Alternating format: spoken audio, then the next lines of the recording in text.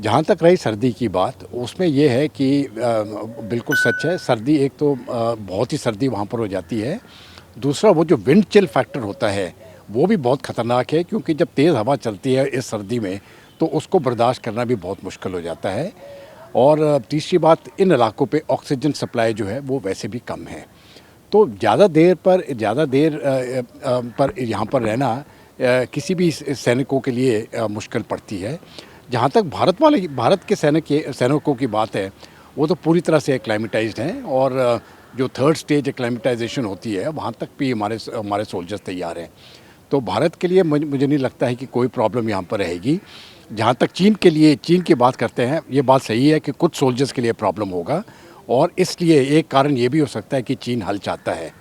लेकिन चीन की इस बातों पर अलग अलग जगह पर अलग अलग स्टेटमेंट्स आते हैं, और ये चिंता का विशेष बन जाता है। क्या चीन असलियत में पीछे हटना चाहता है या नहीं? इसके लिए अभी तक कोई चीन की तरफ से कोई इस प्रकार का स्टेटमेंट नहीं आया है कि उसकी आगे वाली कार्रवाई क्या होगी। मुझे लगता है कि इसका सही नतीजा अक्टूबर के एंड तक मिल जाएगा। सितंबर में मुझे नहीं लग रहा है कि कोई हल होने वाला है, ना तो चीन पीछे हटने वाला है। अक्टूबर के एंड तक पता लग जाएगा कि चीन का इरादा क्या है। क्या वो उधर टिकना चाहता है, क्या वो लड़ाई लड़ना चाहता है, या क्या वो भारत के साथ समझौता करना चाहता है और वो पीछे हट जाएगा और वापस अप्रैल की पोजीशन में आ जाएगा। तो ये सब बातें मुझे लगता है अगले 5 या 6 हफ्ते तक ये पूरी तरह से तय हो जाएंगी। सर, चीन के विदेश मंत्रालय के प्रवक्ता झाओ लिजियान ने एक रेगुलर प्रेस ब्रीफिंग में इस बात की उम्मीद जताई है, कहा है कि जवान अपने कैंपिंग एरिया में चले जाएंगे और आने वाले दिनों में बॉर्डर के इलाके में ज़्यादा टकराव नहीं होगा। उन्होंने कहा कि आप जानते हैं कि इस जगह पर प्राकृतिक स्थितियां बहुत ही ख़राब है और ये 4000 मीटर से भी ज़्यादा की ऊंचाई पर। तो कहीं ऐसा लग रहा है कि चीन मतलब कहीं डरने के संकेत दिख रहे हैं?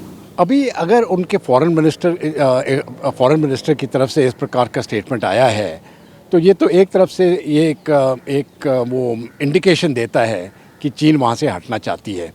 लेकिन देखिए, अगर चीन हट जाती है तो ये एक तरफ से लॉस ऑफ फेस मानी जाएगी, क्योंकि हमने कई बार उनको बोला है कि जो अप्रैल की स्थिति है उसके ऊपर वापस चले जाओ, अगर वो शांति चाहते हैं तो अप्रैल की पोजीशन पे जाने से तो उन्होंने पूरी तरह से इनकार कर दिया है। तो अगर अभी हट जाएंगे तो एक तरफ से ये मानना पड़ेगा कि ये लॉस ऑफ फेस है, और अगर नहीं हटते हैं तब तो फिर ये मुश्किलें उनको पेश करना पड़ेंगी। तो अभी जाके जो भी करना है, ये चीन ने अपना अपना फैसला लेना है। मेरे अपने ख्याल से अगर चीन शांति चाहता है तो उसको पीछे हटना पड़ेगा। भारत ने जो रुख अपनाया है वो मैं समझता हूँ बिल्कुल सही है। पॉलिटिकल अथॉरिटी बिल्कुल सख्त और अपनी जो प्रिंसिपल्स हैं उसके ऊपर अड़ी हुई है। भारत सेना मजबूत है, और पूरे भारतवासी 130 करोड़ भारतवासी एकजुट हैं, और ये यूनिटी जो है, ये मुझे लगता है कि ये चीन को अभी पता लग गया है कि भारत पूरी तरह से यूनाइटेड है, और इसके साथ मुकाबला इस समय पर करना सही नहीं होगा। तो ये भी एक कारण हो सकता है कि चीन अभी कोई ना कोई बहाने ढूंढ रहा है पीछे हटने के लिए। सर, जरा बताएं सर कि भारतीय सेना की किस तरह की तैयारियां हैं वहाँ पे सर? नहीं, देखिए, जितनी तैयारी जिस प्रकार से चीन ने अपना उधर फॉरवर्ड डिप्लॉयमेंट किया है, उसका मुकाबला करने के लिए भारत ने भी उसी प्रकार अपनी सेना तैयार की है। हमारी तैयारी सिर्फ आर्मी की नहीं है, ज़्यादा ज़रूरी है एयरफोर्स की तैयारी है, क्योंकि अगर यहाँ पर युद्ध होता है, अगर युद्ध लग जाए तो बहुत ज़रूरी होता है एयर वॉर जीतना। तो एयरफोर्स की तरफ से, भारतीय एयरफोर्स की तरफ से और भारतीय आर्मी की तरफ से पूरी तरह से तैयारी है।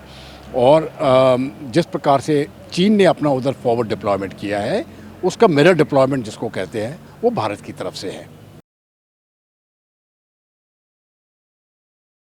अड़ी सोमवार से शुक्रवार शाम 6 बजे सिर्फ TV9 भारतवर्ष पर।